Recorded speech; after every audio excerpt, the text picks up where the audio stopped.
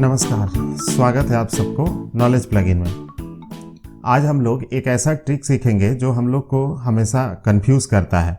जैसे आपने सुना होगा कि ऐसे क्वेश्चन पूछे जाते हैं कि 10 वस्तुओं का क्रय मूल्य 11 वस्तुओं के विक्रय मूल्य के बराबर है तो लाभ हानि बताइए। अगर रुपए में 5 वस्तु खरीदा गया और रुपए में 4 की दर से उसे बेचा गया तो कितना लाभ हानि होगा।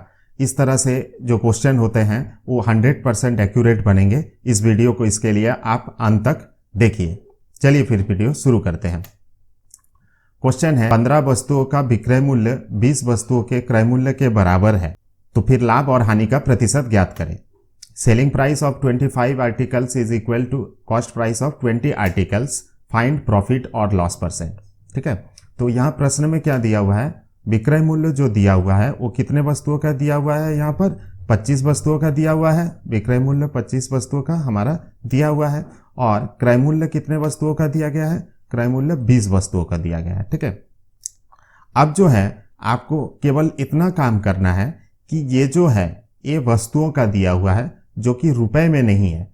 तो हमेशा एक चीज आपको याद रखना होगा कि जो मूल्य होता है वो वस्तु के उल्टा होता है, विपरीत होता है। मतलब ये हुआ कि आपको इसमें वस्तुओं का दिया हुआ है, इसको आपको रुपए में अगर बदलना है तो आप बदल लीजिए, विक्रय मूल्य को क्रय मूल्य में ट्रांसफर कर लीजिए। बोलने का मतलब आप यहाँ पर क्या करिएगा कि विक्रय मूल्य 25 वस्तुओं का है तो फिर आप उसे क्रय मूल्य बोल के लिखिएगा, और क्रय मूल्य यहाँ पर 20 वस्तुओं का लिखा हुआ है तो आप उसे 25 वस्तुओं का क्रय मूल्य कर लीजिएगा। आई बात समझ में?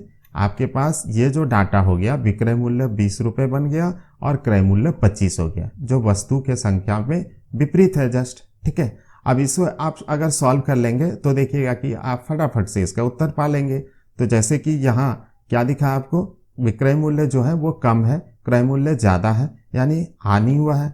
तो हानि कितना रुपए का हुआ है, 25 माइनस 20 करते हैं तो हानि हमारा 5 रुपये निकल गया।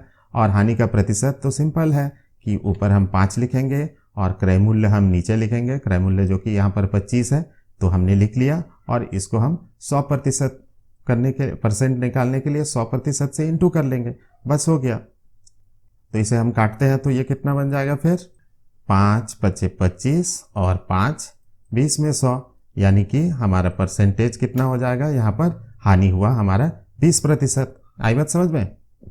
तो इस तरह से आप आसानी से क्वेश्चन बना सकते हैं। करना यह है कि वस्तु जो भी यहाँ दिया हुआ है उसको मूल्य में कन्वर्ट करने के लिए आप उसके जगह को बदल लीजिए। तो चलिए फिर नेक्स्ट हम क्वेश्चन शुरू करते हैं। अगला क्वेश्चन हमारा है कि 33 वस्तुओं का विक्रय मूल्य यदि 44 वस्तुओं के क्रय मूल्य के बराबर है तो प्रतिशत लाभ हानि ज्ञात करें। Selling price of 33 articles is equal to cost price of 44 articles, find profit और लॉस परसेंटेज। तो आपको यहाँ क्वेश्चन में क्या क्या दिया हुआ है, विक्रय मूल्य 33 वस्तुओं का है और क्रय मूल्य 44 वस्तुओं का है। तो ये वस्तु है, वस्तु को आप मूल्य में जब कन्वर्ट करिएगा रुपीज में तो आप पलट दीजिए, विक्रय मूल्य क्या कर लीजिएगा, उल्टा कीजिएगा, यहाँ 44 कर लीजिएगा, और क्रय मूल्य आप क्या कर लीजिएगा, इसको पलट के लिख दीजिएगा। तो ये 33 रुपये हो गया। अब आपके पास ये डाटा बन गया, विक्रय मूल्य 44, क्रय मूल्य 33। यहाँ विक्रय मूल्य ज़्यादा है इसलिए हमेशा क्या होगा, विक्रय मूल्य ज़्यादा होने से लाभ होता है, उसे हम लोग निकाल लेंगे। 44 माइनस 33 बराबर 11, और इसका प्रतिशत निकालना तो आसान है, लाभ हम ऊपर लिख देंगे और जो 33 है, क्रय मूल्य हमारा यहाँ 33 है, क्रय मूल्य ही बेस होता है तो उसे हम नीचे रख के प्रतिशत हम निकाल लेंगे। तो ये प्रतिशत काटने पर कितना आएगा, लाभ प्रतिशत 33 × 33 हुआ। तो 100/3 को आप फ्रैक्शन में चेंज करेंगे, मिक्स फ्रैक्शन में 33/1/3% हो गया। ठीक है, आई बात समझ में? आराम से आप कर सकते हैं ना। चलिए एक और प्रैक्टिस करके हम लोग समझ लेते हैं। 15 वस्तुओं का क्रय मूल्य यदि 20 वस्तुओं के विक्रय मूल्य के बराबर है तो प्रतिशत लाभ हानि ज्ञात करिए। यहाँ क्रय मूल्य पहले दिया हुआ है तो हम लोग इसको लिखेंगे, ये cost price of 15 tables be equal to selling price of 20 tables, the lost percent is what. यहाँ 4 ऑप्शन भी दे दिए गए हैं। तो हमारे पास क्रय मूल्य कितना है, 15 वस्तुओं का है, विक्रय मूल्य कितना है, 20 वस्तुओं का है।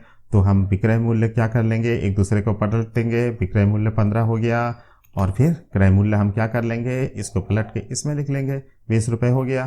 तो फिर हमारा यहाँ विक्रय मूल्य कम है, क्रय मूल्य ज़्यादा है, यहाँ पर भी हमारा मेन डाटा ये है तो हानि ही हो रहा है।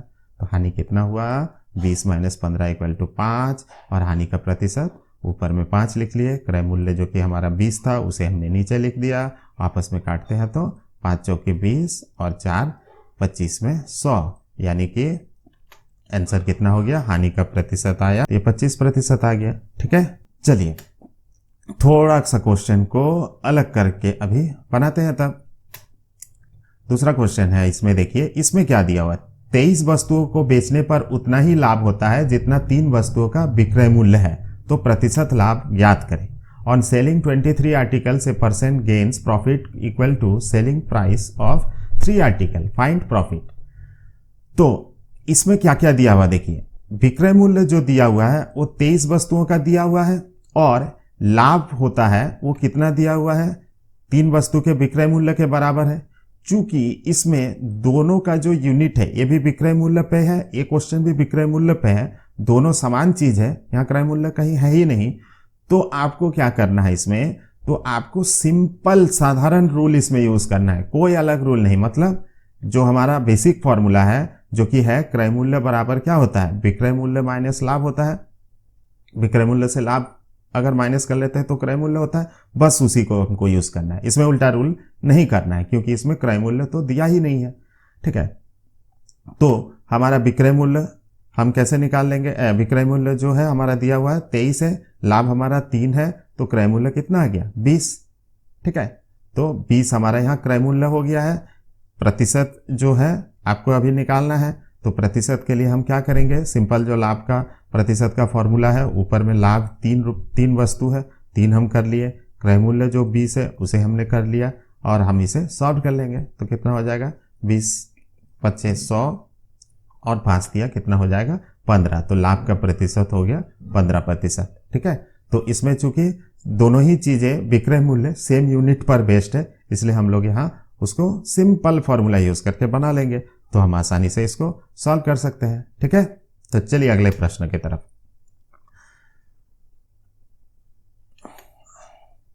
अगला प्रश्न है, एक व्यक्ति 11 वस्तुओं को रुपए 10 में खरीदता है तथा 10 वस्तुओं को 11 रुपए में बेचता है, तो प्रतिशत लाभ हानि ज्ञात करें। A person bought some article at rate of 11 for ₹10 and sold them at the rate of 10 for ₹11. Find the profit or loss percent। ठीक है, तो इसमें हम लोगों को क्या दे गया है कि वस्तुओं की संख्या साथ में उसका मूल्य दिया हुआ है। तो इसमें आपको एक सिंपल एक चार्ट टाइप का बनाना पड़ेगा, वो आप ध्यान से देखिए।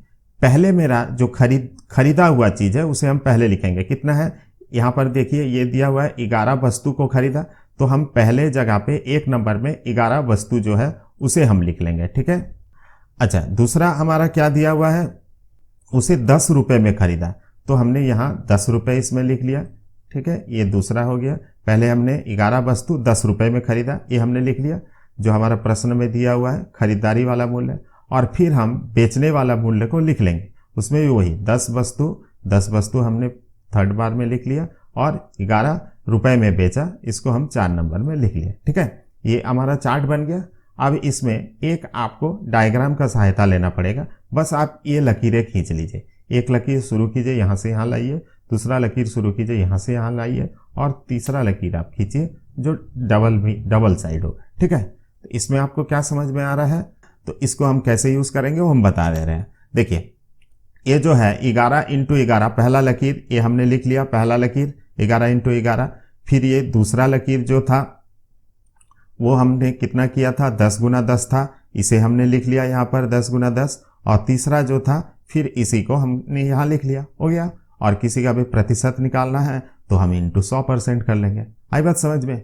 बस इस ड्राइंग को आप ध्यान से देखिए। यहाँ पर 11 वस्तु 10 रुपए में खरीदा, 11 वस्तु 10 रुपए हमने लिख लिया, फिर दिया है 10 वस्तु को 11 रुपए, ये लिख लिया मूल्य, और बस उसे हम ऐसे ड्रॉ करेंगे इस डायग्राम से। पहले इन दोनों को गुना करेंगे, फिर इन दोनों को गुना करेंगे, बटा में इसी को हम दोबारा से लिख लेंगे। बस इसको हमें अब सॉल्व कर लेना है, तो ये हो जाएगा। तो कितना होगा इसका, सॉल्व करते हैं तो 11 11 121 और 10 10 100 हो गया, और नीचे भी 100 हुआ। ये 100 तो आपस में कट जाता है, तो 121 - 100 करेंगे तो कितना आएगा, इसमें आंसर आएगा 21%। ठीक है, तो कितना कंफ्यूजिंग क्वेश्चन लग रहा था ना, आराम से निकल गया ना। तो इससे, इस ट्रिक से आप आराम से जो भी रुपए में वाला क्वेश्चन है वो कर सकते हैं। चलिए उस तरह का एक क्वेश्चन और बना लेते हैं। तो अगला क्वेश्चन है, एक फल विक्रेता ने कुछ नींबू रुपए में रुपए में 2 के दर से खरीदा, माने 1 रुपए में 2 की दर से खरीदा, उन्हें रुपए 3 में 5 की दर से बेचा, तो प्रतिशत लाभ ज्ञात करिए। A fruit seller buys lemons at 2 for a rupee at 5 in 3 rupees, at 5 in 3 rupees, ठीक है। His gain percent is what? Option दे दिए गए हैं 10, 15, 20 और नन ऑफ दिस। तो इसमें आप क्या करेंगे, यहां अगर आप क्वेश्चन देखते हैं तो पहला चीज यहां क्या दिया है, रुपए में 2 मिलता है, यानी कि 2 वस्तु 1 रुपए। तो हम चार्ट बना लेंगे उसी तरह से।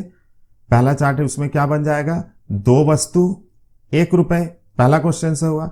दूसरे में हमें क्या कहा गया है, 3 रुपए में 5 वस्तु, यानी 5 वस्तु हम लिख लिए पहले और 3 रुपए हम लिख लिए। और फिर हमें डायग्राम आपको पता ही है कि 2 से 3 ये पहला डायग्राम, दूसरा डायग्राम 1 से 5 गुना करेंगे और तीसरा फिर इसी को हम डबल लिख लेंगे। तो यहाँ पर हम उसे लिख लेते हैं 2 गुना 3 पहला, 1 गुना 5 दूसरा, ठीक है। और फिर नीचे 1 गुना 5 कर लेते हैं और प्रतिशत के लिए इंटू 100% कर लेते हैं। इसको सॉल्व करेंगे तो कितना हो जाएगा, 2 तिया 6 हमने लिख लिया, 1 5 5 ये हमने लिख लिया, नीचे 5 आ गया और गुना 100%, 6 से 5 गया तो कितना आया 1/5। इसको हम काटते हैं आपस में तो 5 दूनी 10, यानी कि 20%। तो हमारा 20% जो है वो क्या हो जा रहा है, यहाँ पर लाभ हो गया, ठीक है। इस तरह से आप आराम से इसको निकाल सकते हैं, ठीक है। अगर मान लीजिए इन केस यहाँ पर ये दूसरी वाली राशि ज्यादा होता, माइनस में आंसर आता, तो उस कंडीशन में आपका क्या होता, हानि निकल जाता, ठीक है। तो इस तरह के क्वेश्चन आप इस ट्रिक से आराम से निकाल सकते हैं। इस डायग्राम को जो है आप बस ध्यान से याद रख लीजिए, ओके। समझ में आया? तो चलिए फिर नया क्वेश्चन की तरफ हम लोग जाते हैं। 1 रुपए में 8 की दर से कुछ चॉकलेट खरीदे गए, तो 60% लाभ कमाने के लिए किस दर से भेजना होगा, ठीक है। क्वेश्चन में दिया गया है, toffees are bought at the rate of 8 for a rupee, to gain 60% they should be sold at what price. 4 option दिए गए हैं, 1 रुपए में 6, 1 रुपए में 5, 2 रुपए में 9 या 5 रुपए में 24, ठीक है। तो यहां मेरा क्वेश्चन में क्या क्या डाटा दिया हुआ है देखिए, तो 1 रुपए में 8, 1 रुपए में 8, यानी कि एक वस्तु का दाम कितना हो गया, एक वस्तु का दाम हम पहले निकाल लेते हैं, जो कि क्रय मूल्य हमारा है, कितना हो गया 1 रुपए में 8, रुपए ऊपर रहेगा, वस्तु नीचे रहता है, ये सिंपल तरीका है ना। तो ये हमने लिख के इसका क्रय मूल्य निकाल लिया। अब इसमें हमें क्या कमाना है, 60% लाभ। तो मेरे पहले वीडियोस जिन्होंने नहीं देखे हैं वो जाके अगर देख सकते हैं। हमने क्या कहा था कि आपको निकालना क्या है, बेचने का अगर विक्रय मूल्य निकालना है तो आपको पहले विक्रय मूल्य लिख लेना होगा, और जो उसका विपरीत है, जैसे कि इसमें हमें अगर विक्रय मूल्य निकालना है तो हम क्या करेंगे, 1/8 ये पूरा मिला के क्रय मूल्य है, जो कि मेरा ऊपर है, और यहाँ पर क्रय मूल्य अगर प्रतिशत के हिसाब से देखोगे तो 100 जो होता है ये मेरा क्रय मूल्य होता है, ये नीचे हो गया, 1 ऊपर 1 नीचे।